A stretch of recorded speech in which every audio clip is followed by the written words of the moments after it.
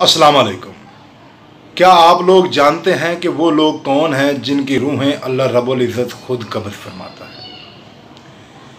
इब्ने माजा की हदीस नंबर 2778 में फरमान मुस्तफ़ा सल्लल्लाहु अलैहि वसल्लम है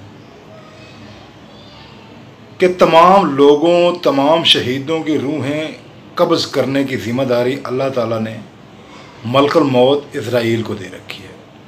लेकिन जो लोग समंदर में शहीद होते हैं उनकी रूहें अल्लाह रब्बुल इज़्ज़त खुद कब्ज़ फरमाता है।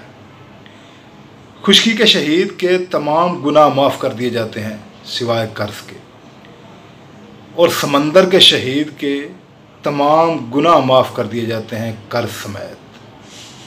यानी समंदर के शहीद के गुनाह भी माफ़ कर दिए जाएंगे, और अगर उसने किसी का कर्ज़ देना है तो वो भी माफ़ कर दिया जाएगा।